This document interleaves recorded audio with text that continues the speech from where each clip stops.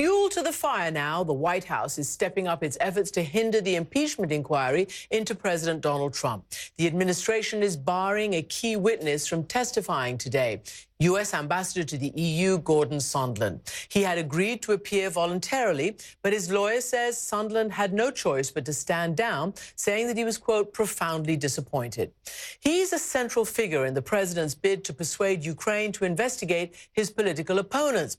He was cited several times in text messages between top diplomats discussing the president's request and the withholding of foreign and military aid to Ukraine, including this one.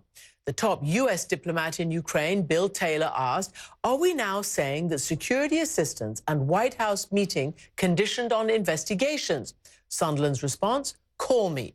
President Trump says he did not want Sondland to appear before what he calls a totally compromised kangaroo court. But House Intelligence Committee Chairman Adam Schiff says this will only intensify Congress's resolve. The failure to produce this witness, the failure to produce these documents, we consider yet additional strong evidence of obstruction of the constitutional functions of Congress, a co-equal branch of government. So what is the president's strategy here? Let us get the insights of a man who knows Donald Trump well. Chris Ruddy is CEO of Newsmax Media and a frequent sounding board for Donald Trump and a frequent guest on this program as we try to parse what he's saying and what he's doing. I'm not going to say what's in his mind because last time you said only the president knows what's in his mind. So Chris Ruddy, what is the president thinking? What has he been saying to him? You've been talking to him in the last recent days. We've talked a couple of times by phone since Nancy Pelosi announced the impeachment inquiry. I think the president agrees with my assessment. We both agree. We see this as a political act, not a legal act. 13 months to an election. There are some serious allegations raised. Bring them out through the oversight process of Congress. Instead, they immediately, without speaking to the whistleblower, without seeing the whistleblower complaint, without interviewing anybody, they immediately call for an impeachment inquiry. So it made it seem that they were more interested in the act of the impeachment rather than finding the truth. And I think the president, frankly, is overreacting, and the White House is overreacting by withholding testimony. The truth is going to... Do you think Sondland should have been allowed to testify today? I do. Was that a mistake? I do. I think that the administration, you know, I understand where the president and the White House is coming from, because remember, as much as people say obstruction with Mueller, this president waived executive privilege. There were 500 witnesses, $50 million spent, 2 years of investigation. They found no evidence of Russian collusion. Shocking, isn't it? No evidence. Well... And we can get into the passing of all of that. And at the end of the day, they accused him of obstruction. So I think he looks at this and says, why do I benefit playing the nice guy here? I believe that Congress, I'm a journalist, I believe Congress has a serious oversight role, and that the president and the White House should respect that oversight role. So basically you're saying, as his friend, as somebody who's spoken to him, you think they should not have obstructed Gordon Sondland from going to Congress? Well, I wouldn't use the word obstructed.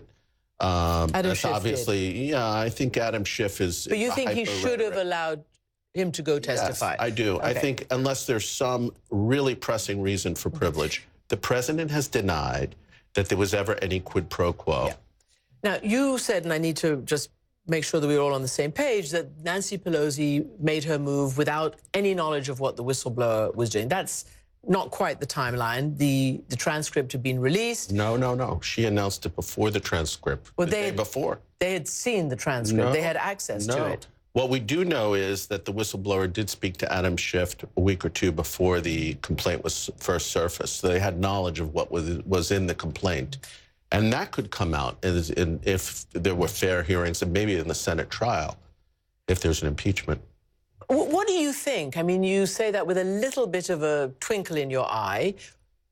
Do you think this... I mean, is this a threat to the president? I believe it's a mortal threat to his presidency. He certainly should treat it that way, because it's not this issue about the Ukraine. You know, I think, you know, in basketball, they have the term head fake. And I think what we're seeing from the Democrats in Congress is a head fake. They're saying this is only about the Ukraine. We're only going to do this in 90 days. Why then do you open up 6 different congressional committees involved in the impeachment inquiry. But I'm more interested in what you say, that you're a friend of his, you've spoken to him recently after this impeachment inquiry was announced. You're saying it's a mortal threat to his presidency. Yeah. Not many Republicans are saying that on the record. People are getting worried, there's no doubt about it. Well, if you look at the polling data is moving in favor of the inquiry. There's more than a majority, and there wasn't back 58% two weeks ago. So that's changed. The number of people saying the president should be impeached is increasing. Not significantly, but it's moving in a bad direction for the president. So I do think it should be treated very seriously. But to me, again, it's not the Ukraine. I don't think that the president committed a crime related to the Ukraine or to his conversation with Zelensky. The issue is when you have six congressional committees, we all know that when Watergate started, nobody had even heard of the Watergate tapes. Chris Ruddy, you were a journalist at one point, and you still are. But you actually covered a previous investigation into a previous president. Yeah, and you would have been the first to shout and scream bloody murder if President Clinton had, you know, done what President Trump is doing or what the White House has done, and you know, try to deflect any of this. So, I mean, this has to follow its path, as I think you say right now. Sorry, go ahead. I wasn't an advocate of the impeachment against President Clinton, but I was part of the media that was very critical of him that led to his impeachment. Yep. And I look back and I think that those of us that were critics made a very big mistake, and it backfired. Bill Clinton ended up very popular. And I've said publicly that I think that we look back and that Bill Clinton had done a good job as president. I think a lot of Democrats are going to look back and say that Donald Trump was not as bad as they thought at the time. I mean, he's reconfiguring the China relationship, these trade deals. These are deals that Democratic unions support. The border security, that was a Democratic issue 20 years ago. So NATO spending, that's a Democratic issue. So, you know, there's people just sort of have a knee-jerk reflex against the president because it's Donald Trump. Well, so let's just, I mean, okay, you would say that. He would say that. He's called it a witch hunt. And we understand where that comes from, given that he says that. Mm-hmm. But other Republicans, let's just say Mitt Romney, for instance, who is an elder in the Republican Party. He's been a governor. He's now a senator. He's run for president. He was very scathing of the Ukraine issue. And the China issue, the quid pro quos that they identify that the president implicitly made. And he said the notion that President Trump's defense is that he's trying to clean up corruption in Ukraine, it just falls apart when it's clear that he's only asking for one name to be investigated, that is Joe Biden and his son, who happens to be his political domestic opponent. I don't think investigating Joe Biden is smart or politically right. I think it definitely was out of bounds. It's not a crime. He's the chief law enforcement officer of the nation. If he wants to request an investigation, the idea that Joe Biden, there's no evidence Joe Biden committed any crime or his son, so I don't think he should be investigated. On the other hand, this was a president where there was no evidence that he ever colluded with Russia, but yet Robert Mueller. Different. Well, of course it's different because it's Donald Trump. Well, no, because it's President Trump initiating this call, as we've seen in the transcript. People thought Donald Trump had committed a crime, and they launched a 2-year congressional investigations against him, and it turned out there was no crime. What is your view on his judgment? I mean, because this is basically, apart from anything else, is what it's boiling down to. And as I say, it is not just the usual suspects who are yelling and screaming. It is now increasing members of his own party, particularly in the wake of what seems to have been a unilateral presidential decision to pull American troops out of Syria. And we have had everybody from Mitch McConnell, who said that it would only empower Iran, Russia, and Assad, to Nikki Haley, who says that it would leave American allies to die on the battlefield, on and on. People who are in his camp politically, including so-called presidential friend Lindsey Graham, the senator. Right. Let's just play what he said. I expect the American president to do what's in our national security interest. Mm-hmm. It's never in our national security interest to abandon an ally who's helped us fight ISIS. It's never in our national security interest to create the conditions for the reemergence of ISIS. Yes, and now, so it's kind of unifying the Republicans against this foreign policy move. Where was it ever written that Republicans or even conservatives like myself should support the president in everything he ever does? I'm still a friend of the president. I disagree with him on a whole host of things. As you know, we've talked about some of those issues through the years. And I think that pushback is actually good for him to hear the other side. It's not bad. I think there's been a mistake made by a lot of him. We saw this during the Obama years where the Democrats didn't push back against Obama on certain things.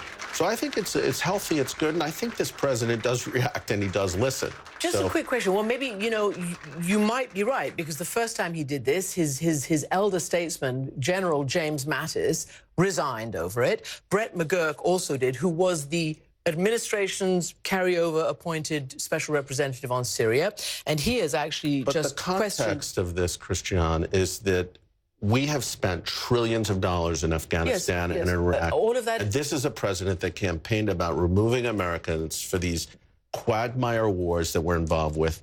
Again, it sounds like a Democratic issue, doesn't it? No, He's trying to pull back. This is more about pulling the rug from under American allies who fought and died against ISIS. We should support the Kurds, and the Turks have been a bad actor. They're a rogue actor. So do you think that kind of realization, after he did this latest unilateral tweet to pull out the U.S. troops, led him to then have the Pentagon say that they're going to deny Turkey the airspace over that area so that Turkey could not follow up an invasion with any air attack? I'm not privy to the internal, all right, but also, it looks like that's the case. Okay, President Trump has tweeted, as I've stated strongly before, and just to reiterate, if Turkey does anything that I, in my great and unmatched wisdom, consider to be off limits, I will totally destroy and obliterate the economy of Turkey. I've done it before.